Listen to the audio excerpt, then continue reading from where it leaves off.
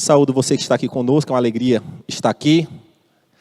Fiquei uma semana um pouco ausente, quando a gente volta a gente sente essa necessidade de estar entre os irmãos. Também meu abraço fraternal a você que nos assiste no YouTube. É uma alegria ter você também conosco. Vamos à palavra do Senhor. O tema da mensagem de hoje é recomeços, no plural. Nós vivemos uma vida cheia de começos, recomeços, construções, reconstruções, obstáculos a serem superados, transpassados. E hoje a gente vai meditar um pouquinho sobre isso. E recomeçar é literalmente começar de novo. É você estar numa situação que você parou, que você travou, que você empancou, que você emperrou. E recomeçar é se incomodar com aquilo e sair da inércia. E sempre existe uma máxima, né? É física. Recomeçar, né? Tracionar de novo é muito mais complexo do que ao que já estava caminhando. E nessa ótica, recomeçar um empreendimento falido é muito mais complicado do que começar um que já foi menor. Recomeçar um relacionamento matrimonial após crise, divórcio, é muito mais complexo do que aquela paixão de início de relacionamento. Recomeçar a vida espiritual é mais difícil ainda.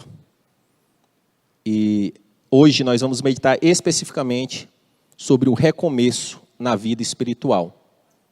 Porque você pode querer recomeçar em todas as áreas da vida, financeira, relacional, mas se a sua vida espiritual não estiver alinhada, você vai estar correndo atrás do vento sem sentido.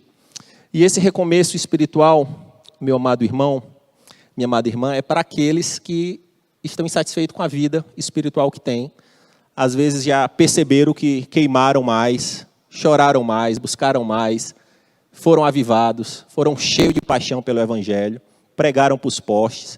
E muitas vezes a vida ela foi atrofiando, definhando, cauterizando e está nos aparelhos, ou para muitos, até já, como Lázaro, já morta.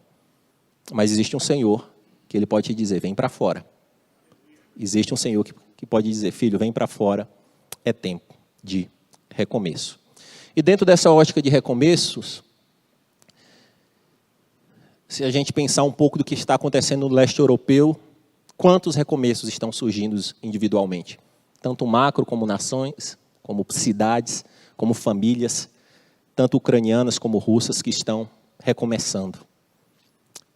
Filhos sem pais, mães sem maridos, pessoas que nunca não enterraram seus mortos, do lado russo também. E essas pessoas terão que recomeçar. Não vai ter jeito, eles terão que recomeçar, sim. Mas existia um mito, meu amado irmão, minha amada irmã, que a pandemia resolveria todos os nossos problemas no sentido de recomeço. A pandemia ela daria um chacoalhão tão grande no mundo que as pessoas ficariam mais bondosas, misericordiosas, harmoniosas, compassivas, porque no início do flerte ali da pandemia a gente viu muita obra de compaixão automática, sem transformação de coração. Aí existiu ali aquele senso que a humanidade pós-pandemia seria uma comunidade maravilhosa. E eu faço um link com a pregação que eu fiz ano passado, no mês de maio especificamente, que era uma pergunta. E quando a pandemia acabar? Onde nós meditamos sobre a vida de Noé. E ele conseguiu sair de um caos maior do que a pandemia, melhor do que ele entrou. Não pelo caos externo, mas pelo que aconteceu dentro dele. Então não se iludam, meus amados irmãos. O externo, ele não pode transformar a sua vida. Pode ser pandemia, pode ser crise financeira, pode o que for. A prova disso é, se você vê a carta de Apocalipse, o que tem de tragédias nunca imaginadas, e a maioria delas termina. E muitos deles não saíram da sua perversão. Muitos deles não retornaram do seu caminho. Então, que a gente possa entender, possa pensar que o recomeço, ele tem que vir de dentro para fora, através de uma transformação genuína. E hoje, nós vamos meditar especificamente num recomeço que ocorreu com o povo de Deus, o recomeço pós-exílio babilônico. um recomeço pós-exílio babilônico. E nós vamos meditar em 2 livros específicos, no livro de Esdras e no livro de Neemias. Total de 23 capítulos, a gente vai pensar alguns ensinamentos desses livros. No mundo antigo, antes era um livro único, e depois se separou, e existe até vertentes teológicas que entendem que Esdras escreveu os 2 livros. Então, é um livro que está muito conectado, e ele tem um espaçamento de 100 anos de história. Então, quando a gente começa a entender a Bíblia, gente, tem fatos que a gente acha, não, reconstruiu, recomeçou. Não, 2 semanas, não. Essa reconstrução, esse recomeço, durou um período de aproximadamente 100 anos. E nós vamos meditar um pouquinho na vida desses homens, desses expoentes, que tanto recomeçaram por si, mas foram instrumento de recomeço para um povo, para uma nação. E a Bíblia é sim, meu amado irmão, um livro de recomeços. Por quê? Porque Deus é gracioso, misericordioso, benevolente. Então, toda a cosmovisão bíblica, ela vai estar sempre retomando a recomeço, aos que querem.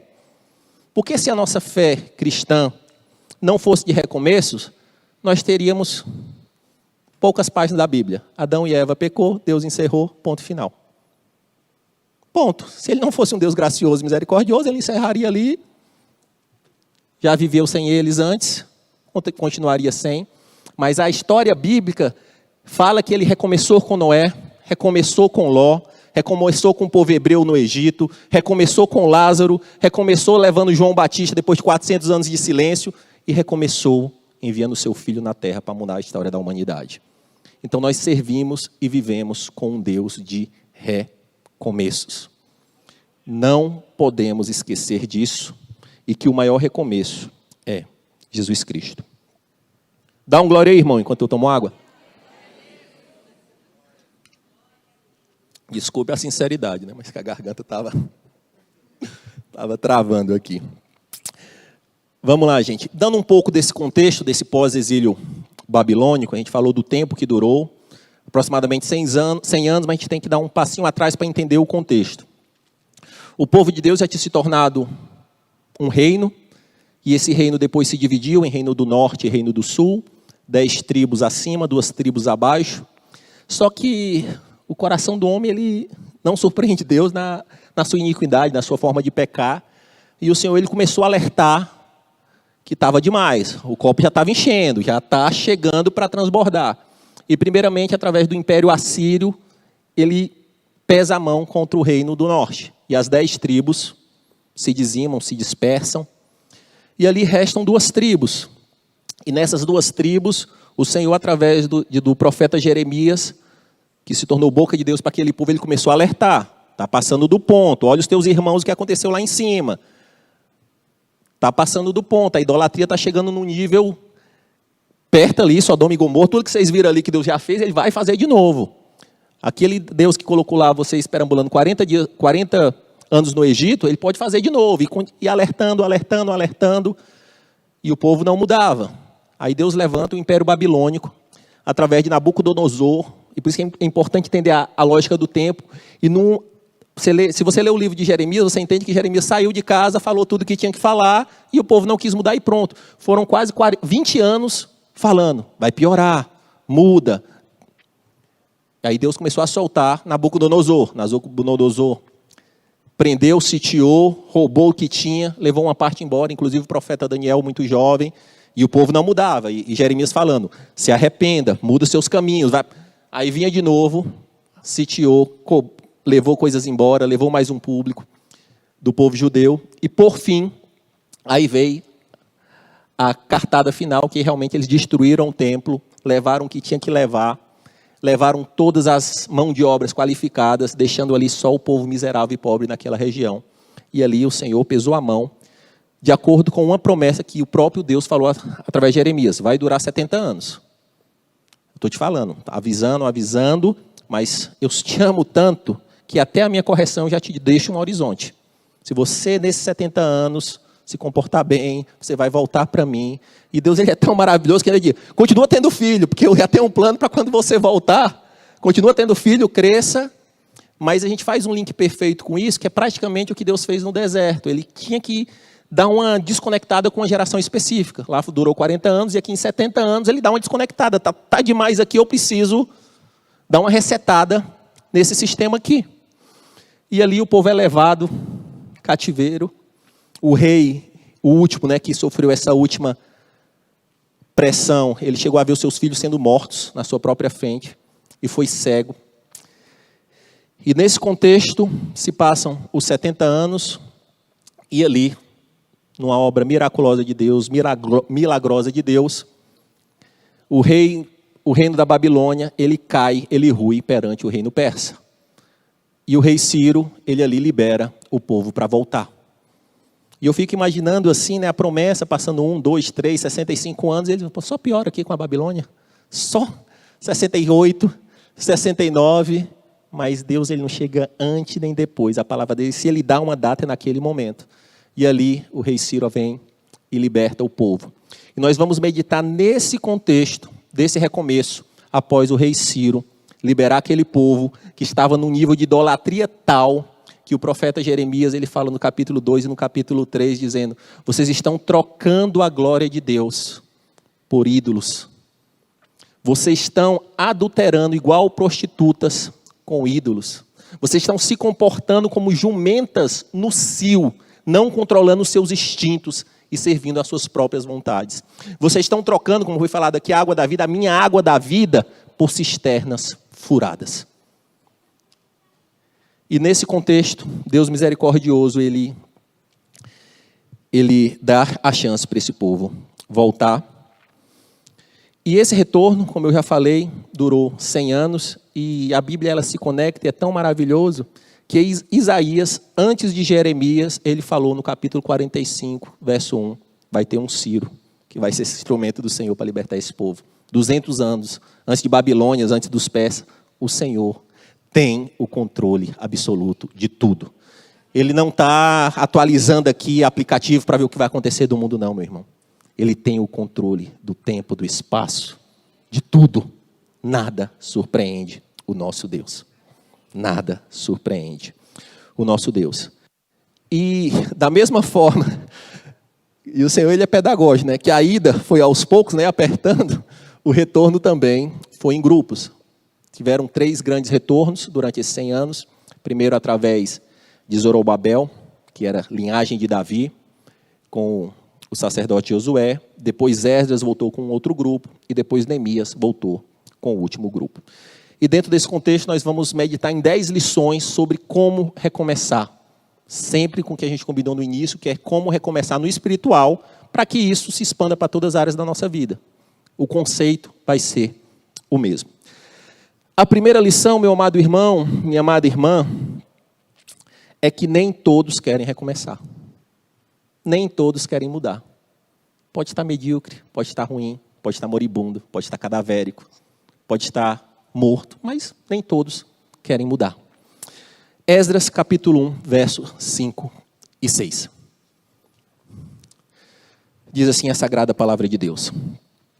Então, os líderes das famílias de Judá e de Benjamim, como também os sacerdotes e os levitas, todos aqueles cujo coração Deus despertou, dispuseram-se a ir para Jerusalém e a construir o templo do Senhor. Todos os seus vizinhos os ajudaram, trazendo-lhes utensílios de prata e ouro, bens, animais e presentes valiosos, além de todas as ofertas voluntárias que fizeram. Primeiro, se eu tive 3 ondas, é porque nem todo mundo foi na primeira. Segundo, aqui o texto é muito claro, que vizinhos, o povo judeu era um povo separado, que andava muito próximo, então teve aquela galera que viu esse milagre de entrar uns persas no meio da história, que liberou o povo, exatamente com 70 anos que estava marcado. Não só isso, ele pegou tudo que foi roubado do templo, ele disse, eu estou devolvendo para que vocês levem para recomeçar. Eu estou colocando um líder do governo, Zorobabel, que é da mesma linhagem de vocês, para que vocês tenham ali um líder alinhado com a cultura de vocês, com a fé de vocês. Mas tiveram muitos, não, eu não vou. Eu vou dar uns utensílios, eu vou dar uma oferta, eu vou dar ouro e prata, mas eu vou ficar aqui, na Babilônia. Aqui é Esdras, na segunda missão, voltando, quando ele chega lá, ele vê o povo que foi na primeira já se misturando com o povo separado que o Senhor determinou que não poderia se misturar, porque naquela época era um povo seleto. E Esdras, ele se depara com isso. E ainda vê que os líderes e os oficiais estavam à frente disso. Na terceira missão, quando vem Neemias, retorna, olha o que Neemias encontra. Neemias 5:7. Fiz uma avaliação de tudo e então repreendi os nobres e os oficiais, dizendo-lhes: vocês estão cobrando juros dos seus compatriotas, por isso convoquem uma grande reunião contra eles. Neemias volta e um povo que estava lá subjugado na Babilônia, os começaram a ter dinheiro, recursos, prosperidade, começaram a subjugar os mais pobres, cobrando juros, apertando financeiramente a ponto de receber filha de seu compatriota irmão como escravo. Onde está Sambalate, Tobias, os samaritanos, os amonitas? Onde está essa galera? Não, foi o povo, dentro do povo, teve a capacidade de gerar isso. Então, meu amado irmão, minha amada irmã, o maior opositor para o seu recomeço espiritual tem o seu CPF e o meu CPF, tem o seu nome e o meu nome, e a gente olha ele todo dia no espelho. Martim Lutero nos deixou um ensinamento precioso acerca disso, que ele falou: pensei que o velho homem tinha morrido afogado no batismo, mas o miserável sabe nadar. Eu tenho que matar ele todo dia. O miserável eu acrescentei, né? Eu adicionei para dar um impacto melhor, contextualizando. Mas é isso, meu amado irmão. O maior inimigo seu e meu somos nós mesmos para a mudança de patamar espiritual. Mas por que eu sou gospel, eu me batizei? A natureza, o DNA. A gente já nasce com esse DNA de fazer o que é errado. A gente já nasce com esse DNA de se rebelar contra Deus. Então é um processo inverso de desconstrução para que você ande no caminho de santidade. Quarto ponto. Não se recomeça sozinho. Não se recomeça sozinho. Até troquei uma ideia com o Getúlio mais cedo. Quer você queira, quer você goste, quer você não goste, e Deus não se importa com a nossa vontade acerca de coisas que Ele determinou, o Evangelho é uma fé comunitária. Ponto. Ponto. Ah, não, mas eu quero caminhar sozinho. Aí eu disse: eu não tenho nada a ver contigo. Você está indo na contramão do que eu determinei, na contramão do que o Mestre veio na terra e ensinou. Jesus não ficou num trono com mensageiros, escribas, só despachando, não. Ele foi, ele interagiu, ele sentou, ele comeu, ele se alegrou, ele viveu. Então, nós temos que entender que a gente não consegue recomeçar sozinho. Vamos a Esdras, capítulo 5, verso 1 e 2. Ora, os profetas Ageu e Zacarias, descendentes de Ido, profetizaram aos judeus de Judá e de Jerusalém, em nome do Deus de Israel, que estava sobre eles.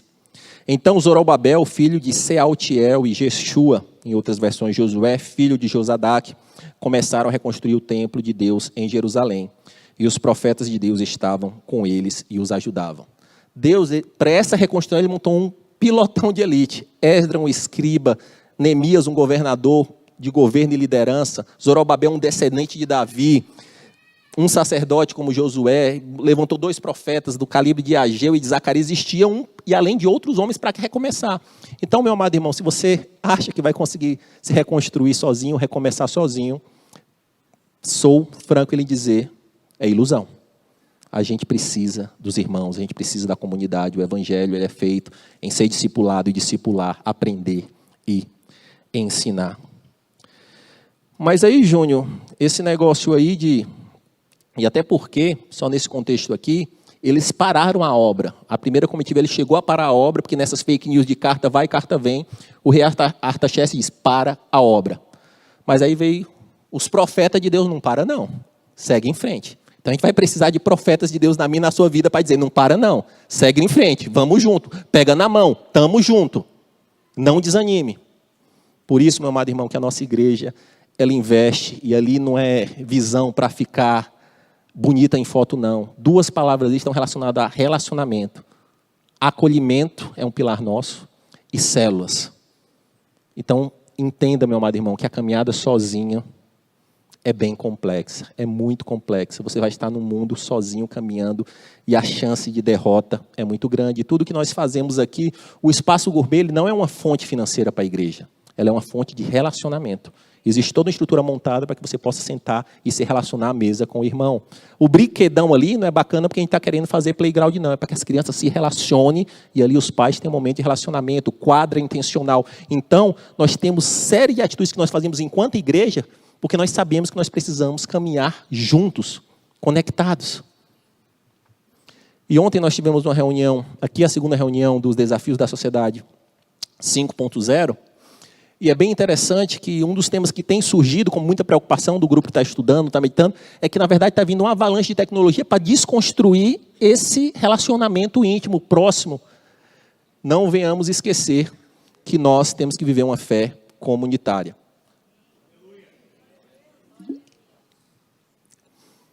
Ponto 5. Ratificando o que eu falei no início, a reconstrução, o recomeço tem que ser espiritual, tem que ser no altar de adoração. Não adianta você querendo lá colocar band-aid no seu casamento, no seu negócio, no seu relacionamento, nos seus projetos. Se não reestruturar a base, o alicerce, que é a sua vida espiritual, tudo vai caminhar desconectado segundo o padrão de Deus. Ah, Júnior, mas eu posso caminhar desconectado e ter algum êxito? Pode. Se a medida de êxito for ter fotos de lancha, no Instagram, série de coisas, o traficante tem, político corrupto tem, então série de gente tem. Mas isso não é uma prosperidade bíblica. Então a prosperidade bíblica ela vai vir sim, quando a gente reconstruir o altar de adoração. Esdras capítulo 3, verso de número 2.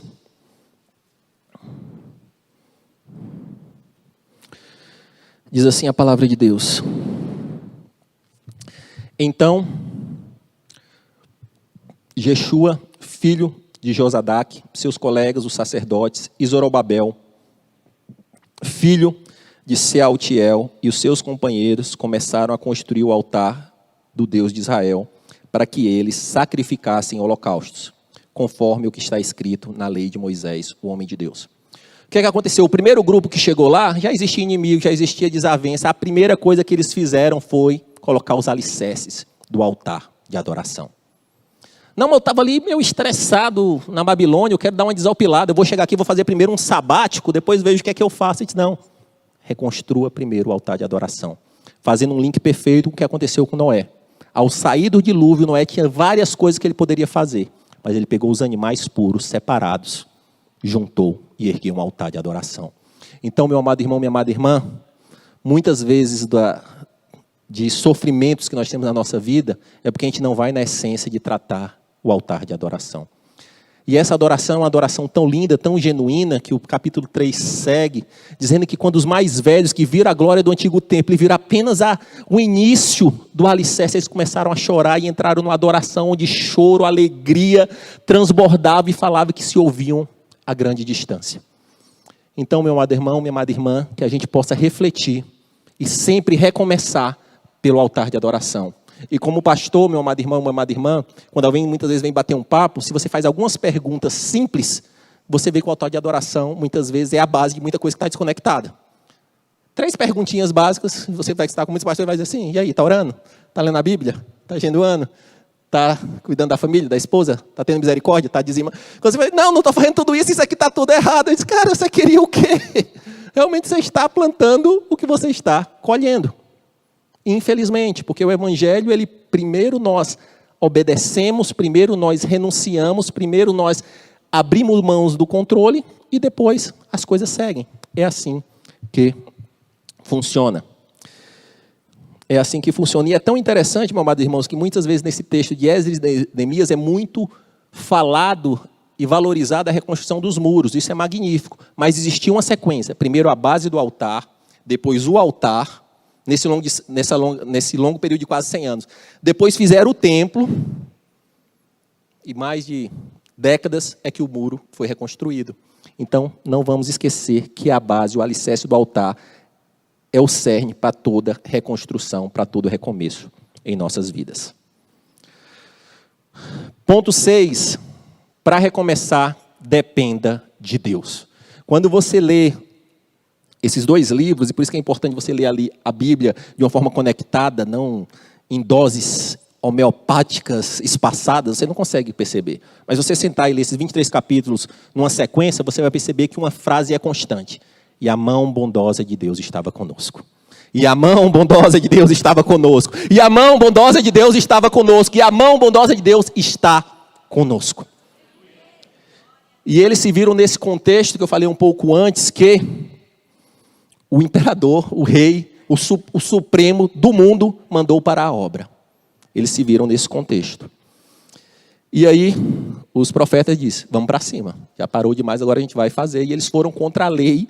Não era de um prefeito, não era do Artaxerxes, o rei governador persa. E ali tiveram o pessoal da confusão ali da picuinha que ficava mandando e voltando cartas, né? E eles escreveram essa carta para o rei para denunciar que eles não pararam. Olha o que eles escreveram. Eles chegaram, quem mandou reconstruir? Ele disse, não te interessa. Ele disse, mas por quê? Ficaram naquele negócio e eles mandaram o recado. Nós estamos reconstruindo porque nós servimos o Deus dos céus e da terra. Estou pouco importando com Artaxerxes, com o Ciro que veio depois, antes, com Nabucodonosor. Nós estamos servindo porque foi uma ordem do Deus que fez os céus e a terra. E aqui está a resposta, Esdras 5:11.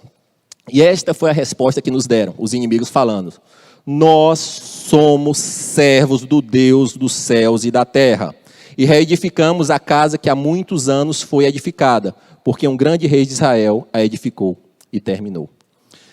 Então, meu amado irmão, minha amada irmã, para que a gente rompa, para que a gente mude, para que a gente recomece, para que a gente transforme a nossa vida espiritual, muitas vezes a gente vai ter que sair da diplomacia. Eles estavam na diplomacia, vai carta, volta carta, espera 5 anos, vai e vem. Chega um momento, não, eu vou sobre a palavra de Deus. Se Deus mandar ir, eu vou. Se Ele mandar parar, eu paro.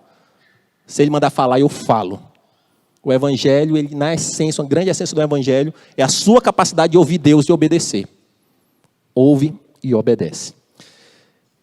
Mas Júnior, e nesse meu recomeço, e a pandemia, nós servimos o Deus dos céus e da terra.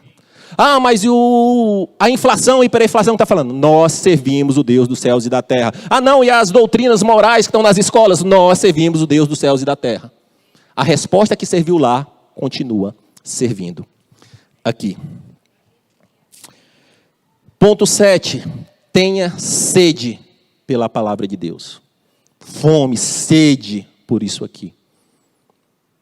Se você quer recomeçar espiritualmente, você precisa encarar isso aqui de uma forma diferente, meu amado irmão. Você precisa encarar o texto sagrado de uma forma diferente. Da mesma forma que eu falei, quer a gente goste ou não, o evangelho é uma fé comunitária, quer você goste ou não, a fé cristã é uma fé de um livro. Deus se revela através de um livro. Ah, mas eu gosto de Jesus, eu sou gosto do seu que, mas não quero nada com a palavra deles. Cara, você está... Não, mas eu escuto uma paradinha ali, aqui, acolá, e... Não. Entrar de cabeça nessa palavra. Porque o recomeço verdadeiro e espiritual só vai vir pelo tratamento da palavra. E nesse contexto, Neemias 8:3 fala que aquele povo, além dos muros, além do que era externo, ele precisava ter o coração lavado e curado pela palavra. Olha o que diz a palavra de Deus. Neemias 8:3. Ele, Esdras, que era o escriba, a leu em voz alta, desde o raiar da manhã até o meio-dia. Se vacilar daqui a uns dias, a gente vai ter que fazer culto de 20 minutos, porque ninguém aguenta mais. Então, de manhã até o meio-dia, palavra, palavra, palavra, palavra, palavra. De frente para a praça e em frente à porta das águas, na presença dos homens, mulheres e dos outros que podiam entender. Presume-se crianças, mais jovens, adolescentes. E todo o povo ouvia com atenção a leitura do livro da lei. Deus levantou Neemias como um governador para reconstruir os muros, para reparar os muros, mas Esdras como um homem temente a Deus, que manejava bem a palavra para reconstruir os corações, através da palavra. E nós somos sim, meu amado irmão, uma religião, uma fé de um livro. E sendo muito franco, se você não encarar essa verdade, você vai continuar no patamar que você está sempre. Não, mas eu venho para a igreja, eu venho para o Instituto Bíblico, é uma bênção, mas eu estou na célula. Beleza, tudo é uma bênção. Mas para recomeçar espiritualmente, tem que ser você, cara, caneta, marca-texto e Bíblia. E joelho no chão. Ponto. E nesse contexto, sobre o poder da palavra, tem um testemunho histórico de um grande homem de fé, Adoniran Judson, o primeiro grande missionário americano, há uns 3 séculos atrás, aproximadamente, ele saiu dos Estados Unidos para ir para o Império da Birmânia, que fica ali do lado da Índia, hoje atual. Myanmar, um povo extremamente idólatra, budista, um caos. E aquele homem ele segue a estratégia do seu predecessor, William Carey, que fez o mesmo trabalho na Índia, de chegar lá, entender o contexto, aprender a língua, e a partir daí trazer a palavra de Deus para a língua daquele povo. E durante 7 anos, aproximadamente, a dona Irene Judson não ganhou uma única pessoa para Deus. Falava, testemunhava, pregava, não sei o que e tal. Mas ele começou a dominar o birmanês. E ele traduziu um pequeno texto de Mateus. E mandou rodar uns folhetos. E ali veio até ele o primeiro birmanês. Eu quero entender que verdade é essa. Eu quero entender que verdade é essa. Então, meu amado irmão, é essa palavra. A dona Irene Judson, sem a palavra de Deus, ele poderia lutar. E aquele homem, ele fez de um capítulo, fez o livro de Mateus. Do capítulo de Mateus, ele fez o Novo Testamento. Do Novo Testamento, ele fez a Bíblia toda, um trabalho de quase 3 décadas. E ainda hoje, a única Bíblia que existe na Birmânia é a Bíblia que a dona Irene Judson fez. E hoje existe já um percentual de cristãos. Então, meu amado irmão, o poder está na palavra. O poder está na palavra. Meus amados irmãos, nós estamos vivendo um mundo já prenunciado pela palavra. Então, para você saber o que você está vivendo, você tem que saber o que a palavra está dizendo. De falsas mentiras e enganos. Se você não tiver alicerçado na verdade, que é uma pessoa, que é Jesus Cristo, você vai ser manipulado e levado para todo canto. Você vai ser manipulado e levado para todo canto. Ponto 8. Se arrependa, confesse os seus pecados. Se arrependa e confesse os seus pecados. Vamos a Esdras capítulo 10, verso 1. Isso, Esdras chegou e viu aquele contexto que eles estavam, inclusive os líderes se corrompendo, casando e dando-se em casamento com um povo estranho.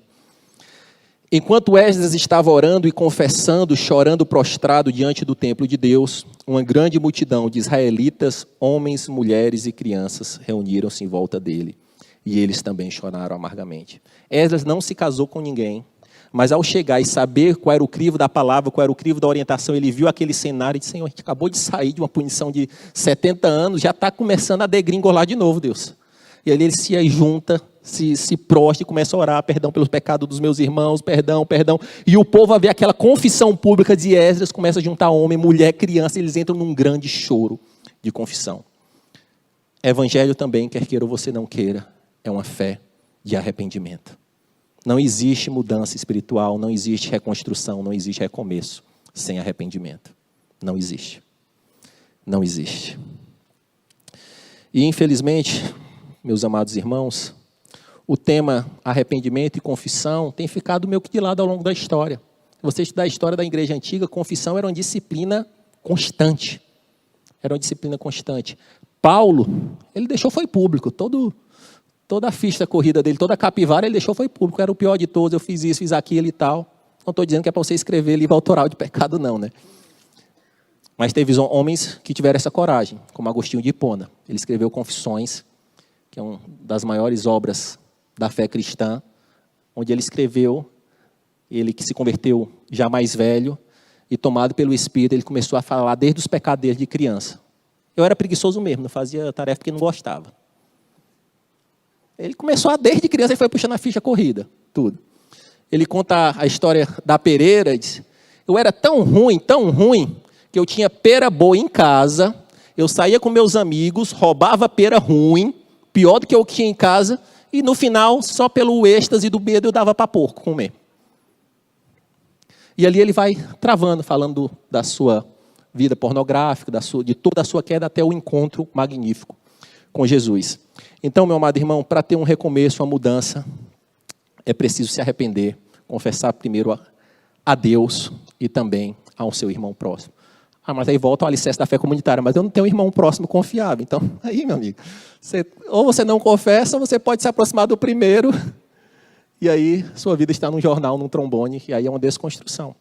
Então, por que o alicerce da fé comunitária é importante? Porque você precisa estar caminhando de pessoas confiáveis, porque às vezes no momento você talvez vai confessar um pecado, confessar uma tentação é melhor do que confessar um pecado. Isso é importante.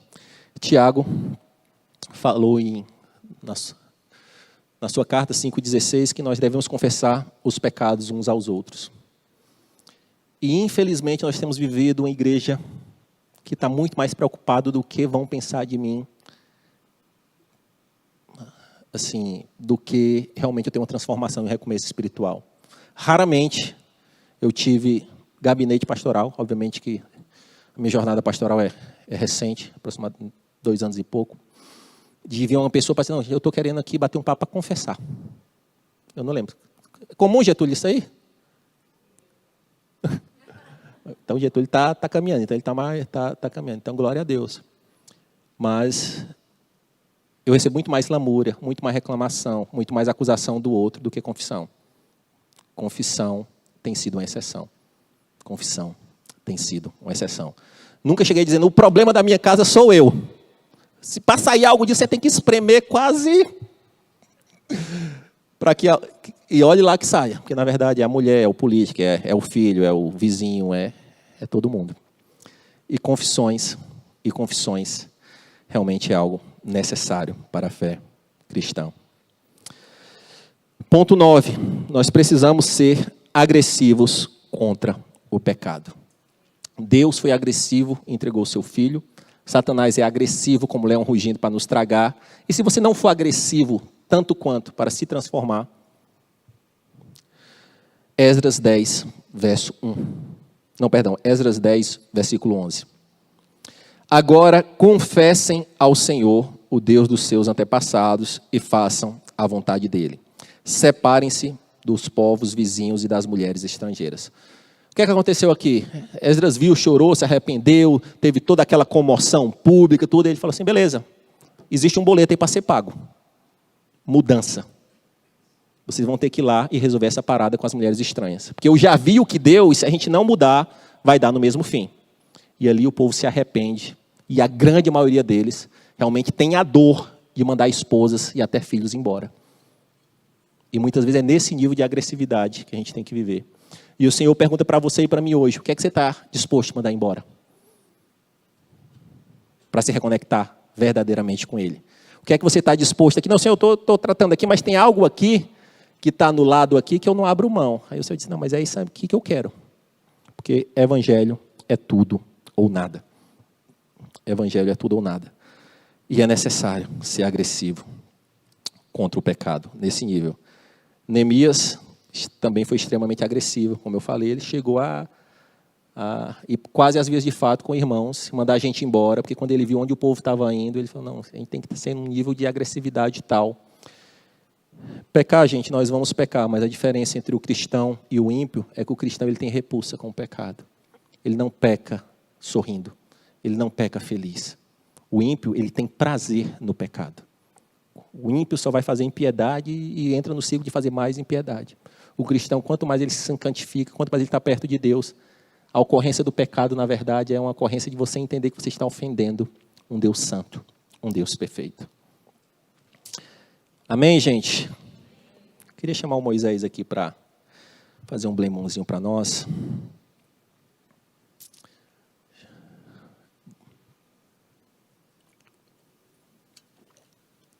Mas de tudo que a gente falou que nem todos querem recomeçar, falou que vai ter empecilhos. Falamos também de questões que nós temos que tratar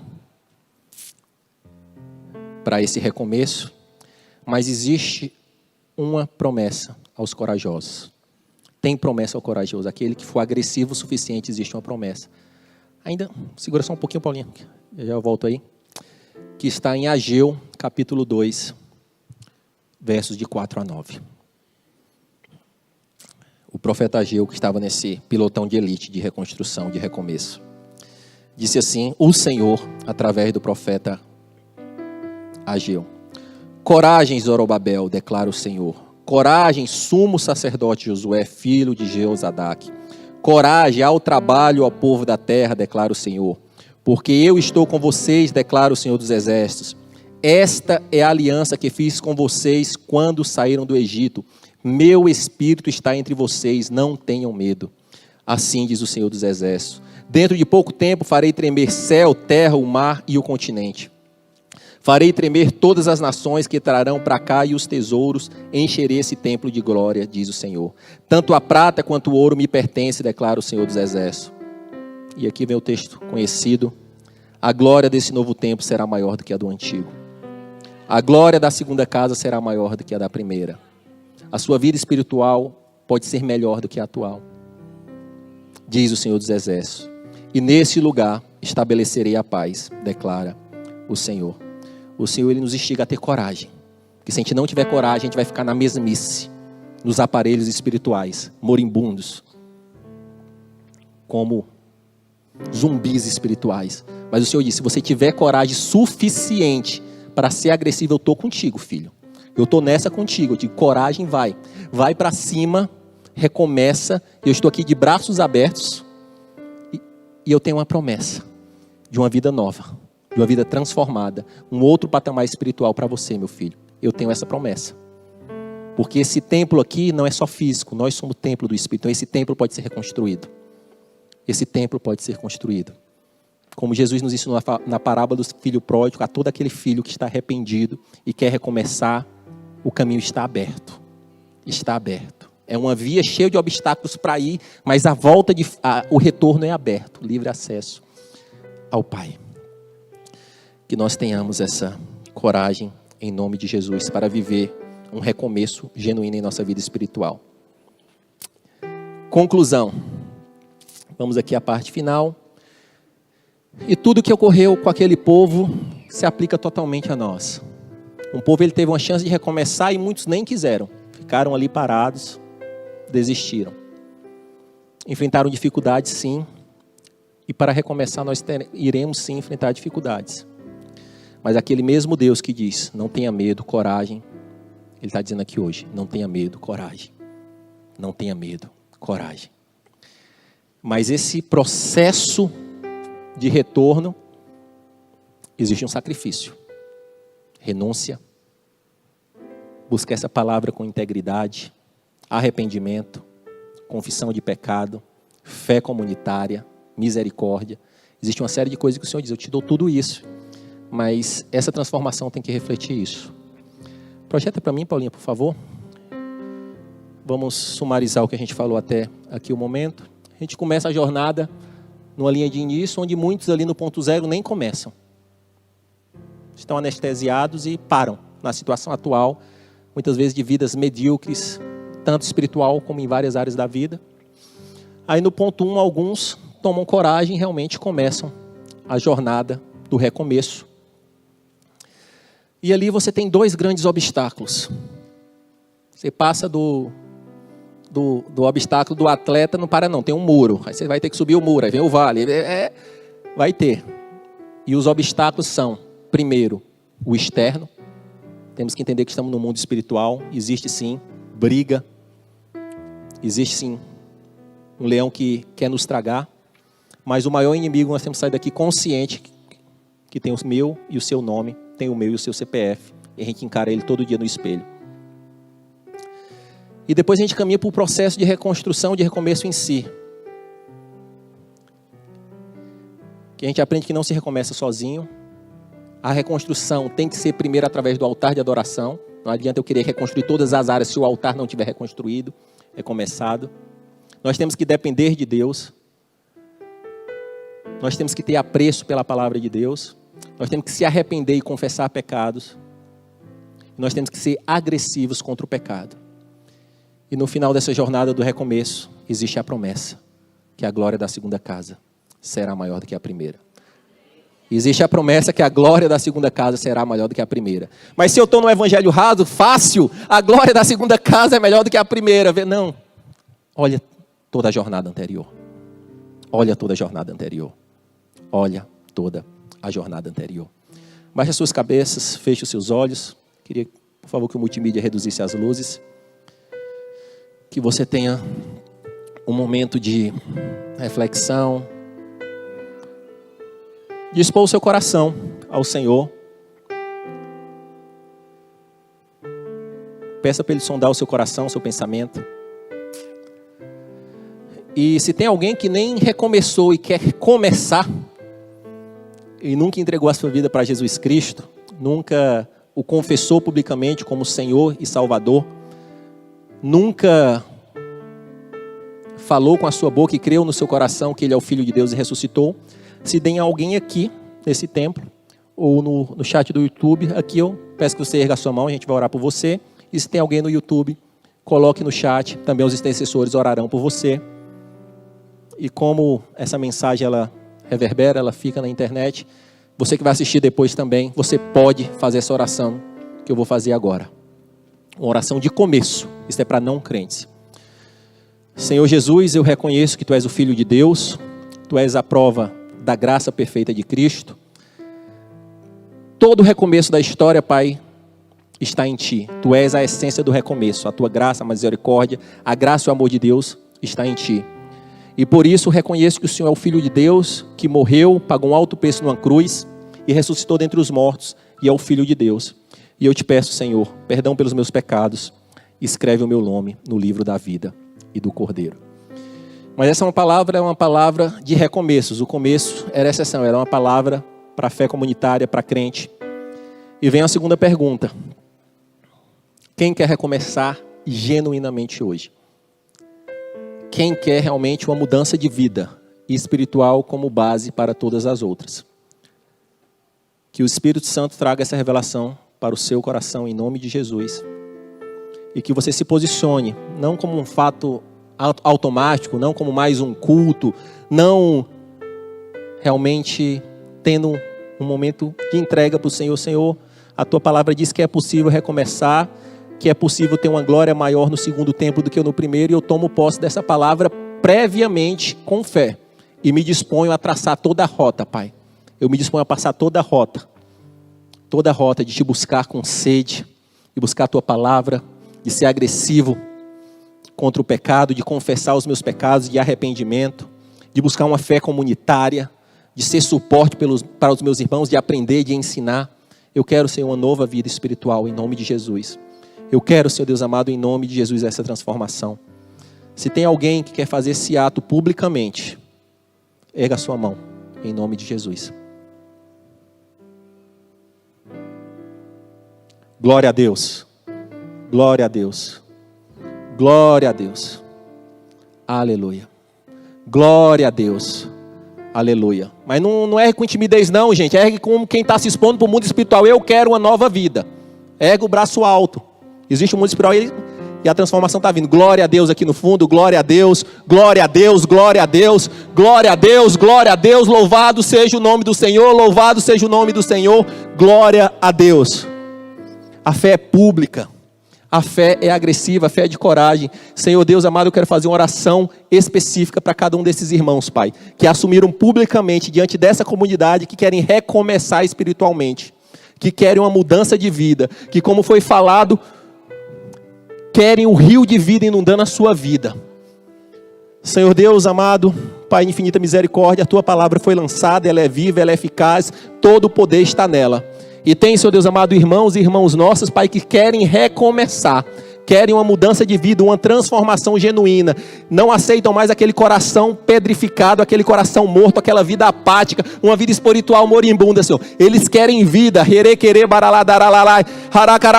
Eu sou o Senhor da vida, diz o Senhor. Eu sou a fonte de vida, diz o Senhor. Receba a vida, receba a vida, receba a vida, vida. Eu sou o autor da vida. Receba a vida. Vida.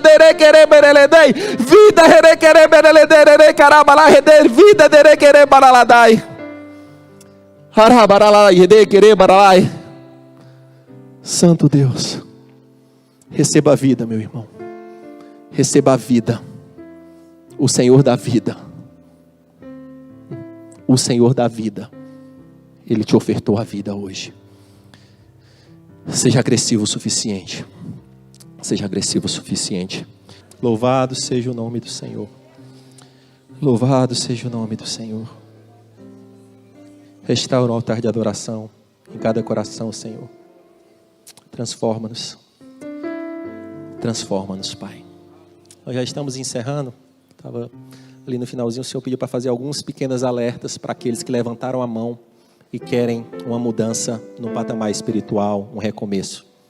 Seja agressivo a partir de agora. Se Deus tocou para a fé comunitária, foi o que o Senhor falou, não estou se conectando ninguém, tem Getúlio, tem toda a equipe de célula, já se inscreve hoje e já vem para a próxima. Ah, eu não estou orando, não, chega hoje no domingo, Senhor, em qual espaço do dia, todo dia eu vou orar e vou ler a Bíblia. Não deixa a vida levar do mesmo jeito, meu amigo, porque as barreiras vão vir.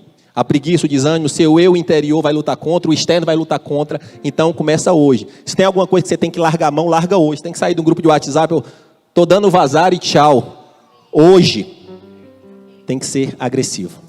Erga as suas mãos, como quem recebe.